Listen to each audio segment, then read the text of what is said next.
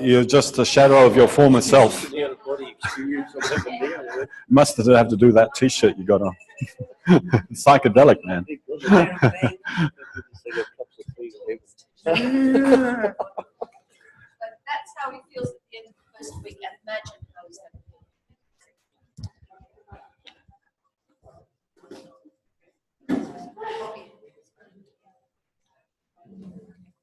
feel. Come on around.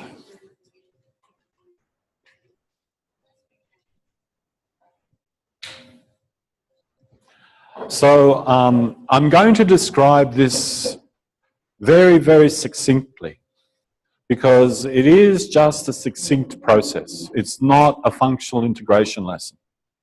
I repeat, listen carefully, have your little antenna out. It's not a functional integration lesson. It's just a particular sequence of movements to see what happens. That's all. So this morning you did the lesson with your arms like this. So this is based on that. So your partner lies on the floor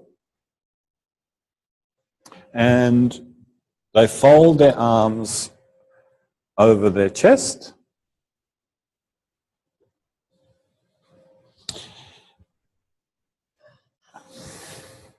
Why did I do that? So they fold their arms over the chest. Actually, let's do it the other way.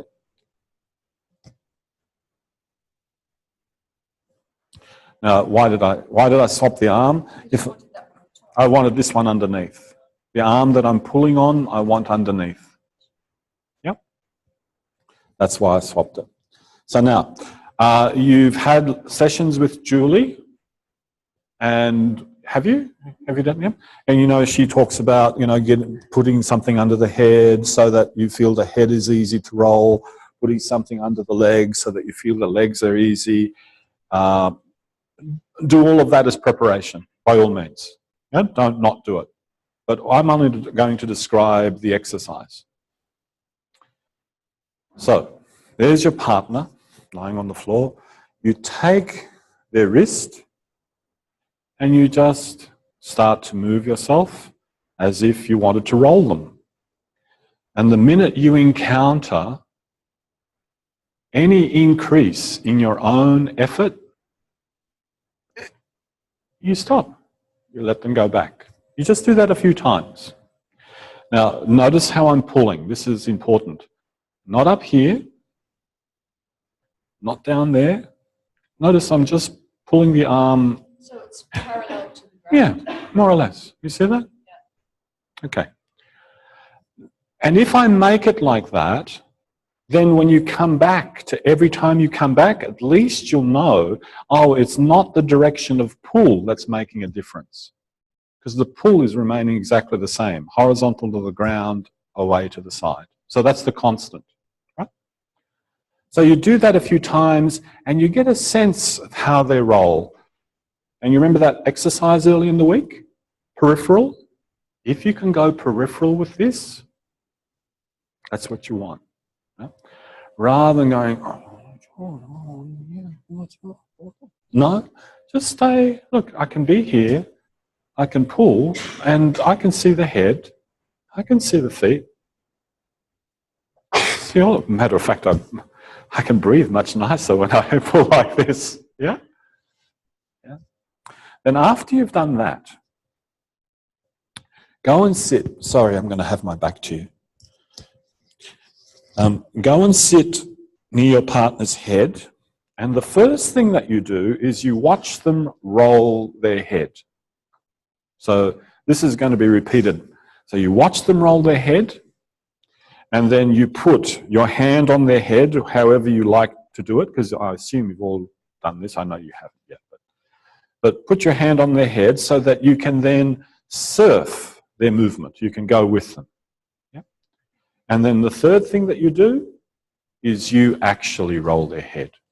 They don't roll it, you roll it. But of course, you're using information that you've seen, you've felt, and you're trying not to contradict what the person can do. Sorry, just in that exercise, you don't want them moving moving anything else, just there. No, they're just in that same place. And that's why having something under the knees, having so that the head's not tilted back, you know, all of that's important. Yeah.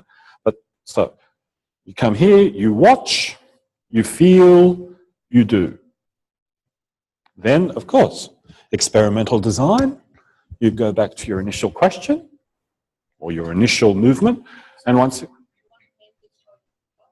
Yes. Yeah. The arm that you're pulling on, you want to be underneath. Or else you won't be able to do it. Well, you It's much more mechanically obvious that Oh, that's the good. one you're going to use, but not the top one, because they're not going to be able to roll. That's where the weights shift. Okay, good. Great, great. Now you go back to this, and here you just do the same thing again. You go peripheral, and you just give them a pull. And then you notice, is it different? Now, person on the floor, you're not dead. Yeah? So you too are noticing, is it different? Once you've done that, then you go to the person's pelvis. Same process. Person rolls their pelvis, legs are long. Person rolls their pelvis. You put your hand on their pelvis.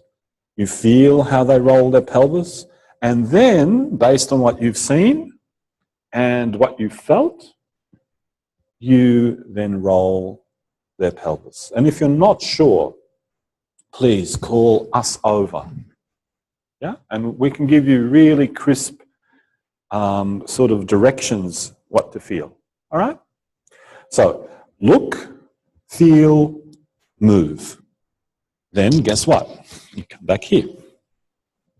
Remember, arm parallel? Because if you start to vary this, of course it's going to be different. You varied the angle. So, and then you pull again. Oh, what do you do before you pull? Yeah, that's good. And peripheral, absolutely. Notice the difference. And then the third variation. Ask the person to bring up their leg. Bring up your leg. Okay. Yeah. And then just rest your hand on the top of their leg.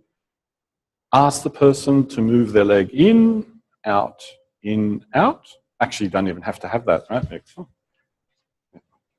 Ask them in, out, in, out.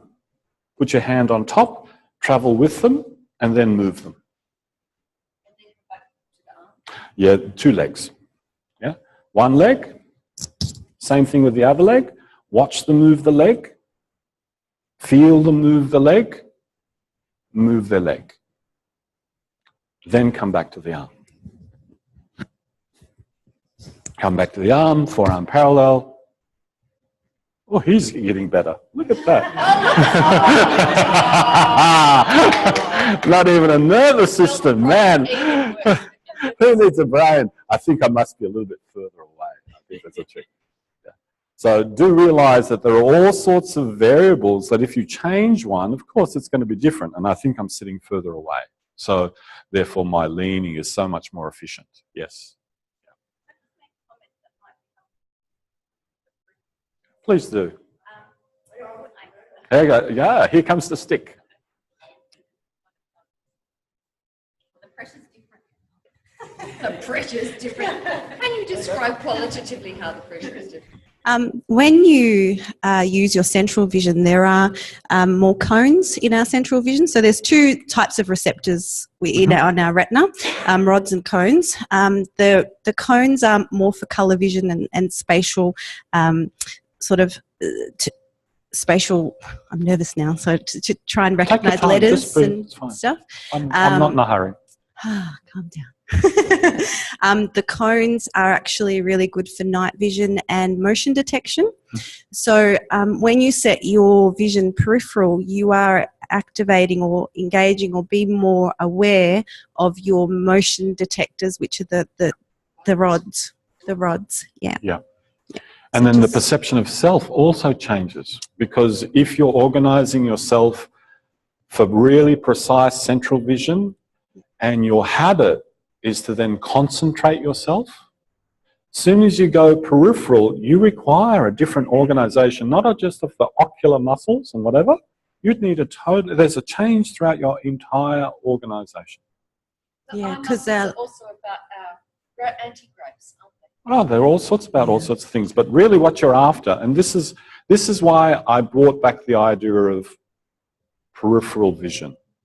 That if you can establish peripheral vision, then at least you know you've set some sort of baseline for yourself from which to pull.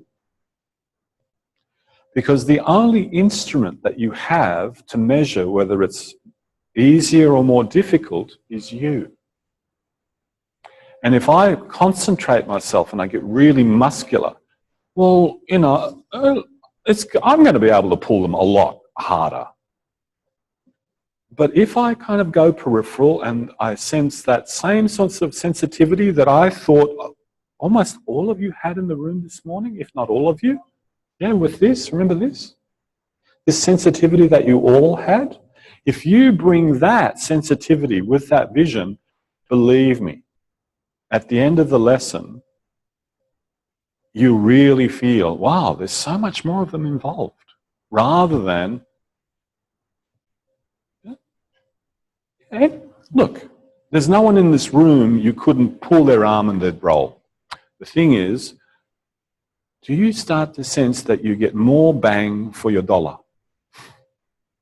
Yeah, it's like you do that same little thing and all of a sudden, boop, boop, boop, boop, boop, boop, boop.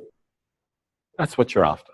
So if you set that baseline standard, now I know I'm in peripheral vision mode and I can create it again, and I can create it again, and I can create it again, then at least you have some sort of baseline to measure from.